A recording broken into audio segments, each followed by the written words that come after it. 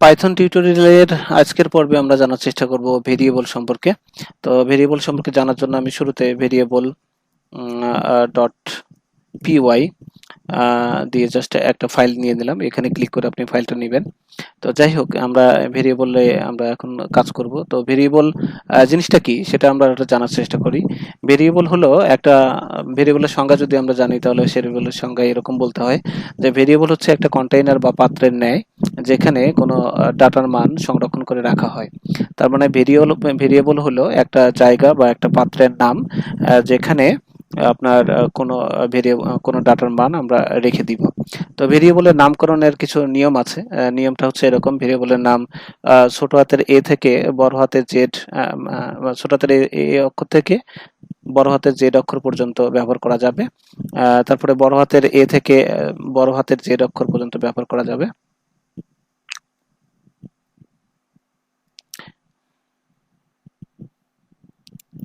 এরপরে আপনি সংখ্যা ব্যবহার করতে পারেন 0 থেকে 9 পর্যন্ত। এছাড়া আপনি আন্ডারস্কোর ব্যবহার করতে পারেন।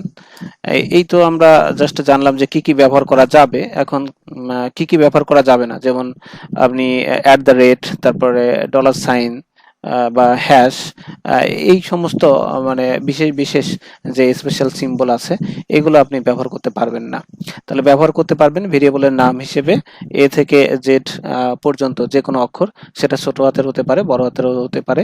এছাড়া সেই সব অক্ষরের পরে আপনি যে কোনো সংখ্যা, অর্থাৎ 0 থেকে 9 পর্যন্ত যে কোনো সংখ্যা ব্যবহার করতে পারবেন। এছাড়া আন্ডারস্কোর ভেরিয়েবলের নামের শুরুতে এবং বা পরে দুই জায়গাতেই ব্যবহার করতে পারবেন। আমরা এবার যদি উদাহরণ দেখি, তাহলে এরকম দেখব, যেমন সাপোজ আমি আমার নামে একটা ওয়ার্ড লিখলাম, তার মানে এটাই কিন্তু ভেরিয়েবল। সো এর মধ্যে আমি 10 নামে একটা ডেটা ভ্যালু, এই ডাটাকে আমি জাস্ট আমার ভেরিয়েবলের মধ্যে রেখে দিচ্ছি। তো এটা লেখার নিয়ম হচ্ছে এরকম যে প্রথমে আপনি ভেরিয়েবলের নাম লিখবেন, তারপরে একটা সমান সমান চিহ্ন দেবেন, তারপরে 10 লিখবেন।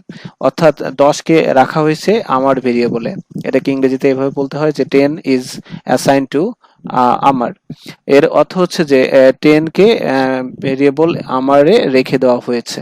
আমরা যে কোনো মুহূর্তে আমার যদি কোনো জায়গায়, সাপোজ আমি এখন যদি প্রিন্ট করি যে আমার ভেরিয়েবলের কে আমি প্রিন্ট করব। সো আপনারা জানেন যে প্রিন্ট একটা বিল্ট ইন ফাংশন। তো প্রিন্টের ফাংশনটা লিখলাম। লেখার নিয়ম হচ্ছে প্রিন্ট লিখতে হবে, তারপরে ফার্স্ট ব্র্যাকেট দিতে হবে। এখন এর মধ্যে যখন আমরা ভেরিয়েবলকে প্রিন্ট করব, তখন আমি ভেরিয়েবলটার নাম লিখে দিচ্ছি। নাম লেখার পরে এখন যদি আমরা এটাকে রান করি, রান করার জন্য রাইট ক্লিক করবেন এবং রান পাইথন ফাইল ইন টার্মিনালে, এখানে দেখবেন যে আমাদের এই 10 ভ্যালুটাকেই আপনার আউটপুট হিসেবে দেখাচ্ছে। ঠিক আছে ব্যাপারটা? সো এইভাবে আপনার হলো ভেরিয়েবল ডিক্লেয়ার করতে হয়।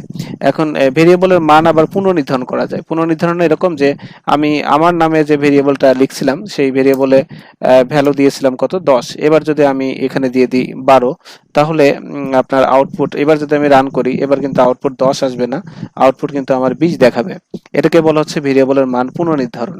আপনি একই ভেরিয়েবলের মান আগে 10 দিয়েছেন, পরে যদি 20 দেন, তাহলে ভেরিয়েবল এর মান আপডেট যেটা দিবেন, সেটাই হচ্ছে ভেরিয়েবলের আউটপুট হিসেবে প্রিন্ট করবে। আচ্ছা, এই হচ্ছে ভেরিয়েবলের একটা ডিক্লারেশন দেখলাম। এবার আরেকটা ডিক্লারেশন দেখি। সাপোজ আমি আমার সমান সমান, দেখেন এবার ছোট হাতের আমার লিখলাম, আমার সমান সমান আমি এখানে লিখলাম 30। এবার আউটপুট কত হবে? এবার আমরা যদি চেক করি, দেখেন আউটপুট কিন্তু আমি আউটপুট দিয়েছি হচ্ছে এই বড় হাতের এই লেখা আছে। আচ্ছা, এটা আমি দিই, আবার আরেকটা দিচ্ছি, প্রিন্ট নিলাম। এই প্রিন্টের মধ্যে আমি আমার লিখলাম। এখানে একটা হচ্ছে বড় হাতের এ অক্ষর দিয়ে আমার, আর একটা হচ্ছে সবই ছোট হাতের অক্ষর দিয়ে আমার। এবং আউটপুটটা দেখেন আপনি, আউটপুট দেখেন একটা 20 এবং একটা 30। শব্দ কিন্তু নাম শুনে দুটোই আমার, অর্থাৎ একই শব্দ মনে হচ্ছে, কিন্তু পার্থক্য আছে। পার্থক্যটা কি, যে একটার অক্ষর বড় হাতের অক্ষর দিয়ে শুরু, আর একটার হচ্ছে আপনার ছোট হাতের অক্ষর দিয়ে শুরু। তো ভেরিয়েবলের নেমগুলো হচ্ছে আপনার case sensitive. Case sensitive that means আপনার একই ওয়ার্ড যদি আপনার ছোট হাতের অক্ষরে থাকে, তাহলে একটা ভেরিয়েবলকে যেমন নির্দেশ করবে, আবার একই ওয়ার্ড তার প্রথম অক্ষর যদি বড় হাতের অক্ষর থাকে, তাহলে সেটা ভিন্ন আরেকটি ভেরিয়েবল ডিক্লেয়ার করবে। ঠিক আছে? একইভাবে আমি যদি আরেকটা এই সেম জিনিসই আমি আমার এরকম যদি আমি বড় হাতের লিখি, সবগুলোই বড় হাতের লিখলাম, এই সমান সমান দিয়ে যদি আমি 30 লিখি, বা মনে করেন এটা 40, আচ্ছা 30ই লিখলাম।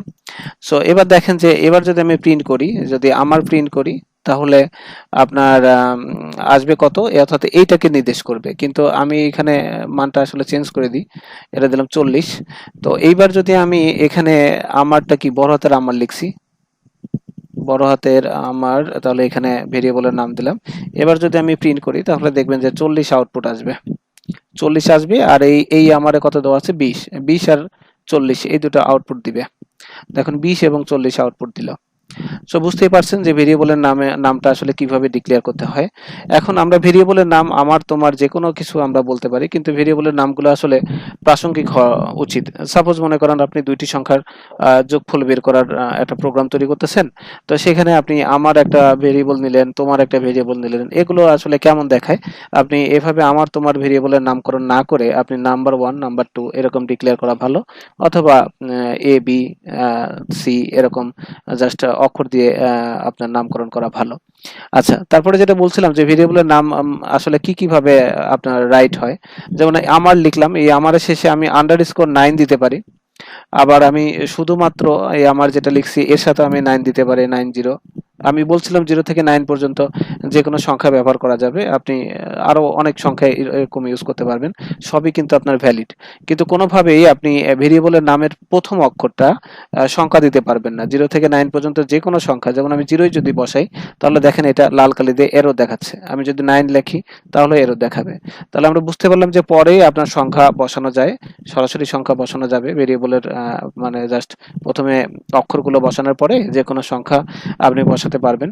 এছাড়া আন্ডারস্কোর দিয়েও আপনি সংখ্যা বসাতে পারবেন, কিন্তু কোনোভাবেই সংখ্যাকে আগে বসানো যাবে না। ঠিক আছে ব্যাপারটা। এখন যদি আমি আমার লেখার পরে এখানে যদি অ্যাট দ্য রেট আপনার আম, আহ, আপনার হচ্ছে ডলার সাইন দিলাম, ডলার সাইন যদি আপনি 23 ইউজ করি তাহলে এই যে স্পেশাল ক্যারেক্টার এটা কিন্তু আমাদের ভুল ধরবে। ঠিক আছে, সো এটা ইউজ করবেন না, আন্ডারস্কোর দেওয়াটাই বেটার, আন্ডারস্কোর ইউজ করবেন। তো এই ছিল ভেরিয়েবলের নামকরণ সম্পর্কিত, এবং ভেরিয়েবলকে কিভাবে প্রিন্ট করতে হয় সে ভেরিয়েবলের ভ্যালুটা সেটাও আমরা জানলাম। এখন আমরা জাস্ট দুইটা সংখ্যার যোগফল একটু দেখি, তাহলে ভেরিয়েবলটা আরো ক্লিয়ার হবে। তো মনে করেন আমি দুইটা সংখ্যার যোগ করব। একটা সংখ্যা নিলাম নাম 1 এই নামে, এর মধ্যে দিলাম হচ্ছে আপনার 10। আর আরেকটা সংখ্যা নিচ্ছি হচ্ছে নাম 2, এটাতে দিলাম হচ্ছে 20। এখন আমার উদ্দেশ্য হলো নাম 1 আর নাম 2 যোগ করব। দেখেন নাম 1, নাম 1 প্লাস হচ্ছে কি হবে নাম 2, এটা কি আমি যোগ করব। এই দুটো জাস্ট যোগ করলাম। যোগ করার পরে এই দুটো যোগফলটা আমি রাখবো কোথায়, তো রাখার জন্য এই যে বাম পাশে আমি জাস্ট আরেকটা ভেরিয়েবল ডিক্লেয়ার করব। এই জন্য সমান সমান চিহ্ন দিলাম, এর মধ্যে লিখলাম হচ্ছে সাম। তো সাম সমান সমান কি নাম 1 নাম 2। এখন এই যে একসাথে লেগে লেগে আছে, আপনি চাইলে এখানে ফাঁকা করতে পারেন, আবার যদি ফাঁকা নাও করেন তাতেও কোনো সমস্যা নেই, কোনো ভুল ধরবে না। ঠিক আছে, এখন স্বাভাবিকভাবে বুঝতে পারতেছেন আমরা আউটপুট দেখবো কার, আউটপুট দেখবো সামের। সো আউটপুট সাম লিখলাম।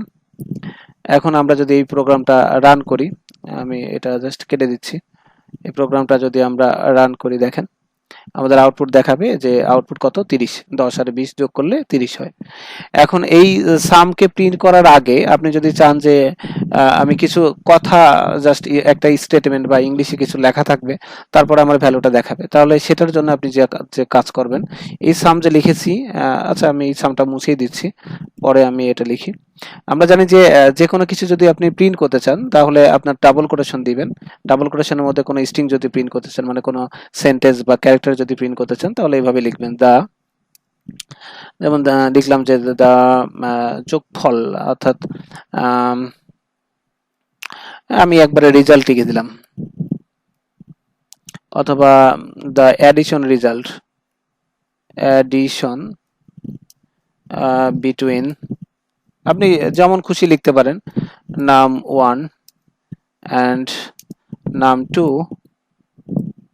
ইজ, দিয়ে আপনি সমান সমান দিলেন, আবার ওই পাশে আরেকটা স্পেস দিলেন। এরকম দেওয়ার পরে আপনি যদি সামের ভ্যালুটা চান তাহলে এই যে ডাবল কোটেশন খেয়াল করেন, ডাবল কোটেশনের ওই পাশে কমা চিহ্ন দিবেন, কমা চিহ্ন দিয়ে যে ভেরিয়েবলের মানটা প্রিন্ট করতে চাচ্ছেন সেই ভেরিয়েবলের নামটা আমি বসিয়ে দেব। ওকে, এবার যদি আমরা জাস্ট ইয়ে করি, আমি এখানে এটা ক্লিয়ার করে নিচ্ছি,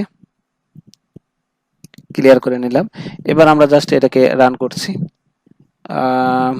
run Python file in terminal. দেখেন আমাদের আউটপুটটা কি আছে, the addition between number 1 and number 2 is কত 30। সো এইভাবে আমরা আউটপুটটা দেখতে পারি। আপনি যদি এইভাবে সুন্দরভাবে দেখতে চান তাহলে এইভাবে কাজটা করবেন। তো আশা করি ভেরিয়েবল সম্পর্কে আপনাদের ধারণা ক্লিয়ার হয়েছে। এছাড়া ভেরিয়েবলের আরেকটা পার্ট আছে, সেটা হলো যে আপনার লোকাল ভেরিয়েবল এবং গ্লোবাল ভেরিয়েবল। লোকাল ভেরিয়েবল হচ্ছে যে কোনো ফাংশনের মধ্যে কোনো ভেরিয়েবলকে ডিক্লেয়ার করতে হয়, আর গ্লোবাল ভেরিয়েবল ফাংশনের বাইরে ব্যবহার করতে হয়। তো সেটা আমরা যখন ফাংশন পার্টটা শিখবো তখন আমরা লোকাল ভেরিয়েবল এবং গ্লোবাল ভেরিয়েবলের কাজগুলো ওই সময় বোঝার চেষ্টা করব। সো সে পর্যন্ত সবাই ভালো থাকবেন, চ্যানেলটি সাবস্ক্রাইব করবেন, আপনাদের কোনো কমেন্টস থাকলে কমেন্টস করবেন। আল্লাহ হাফেজ।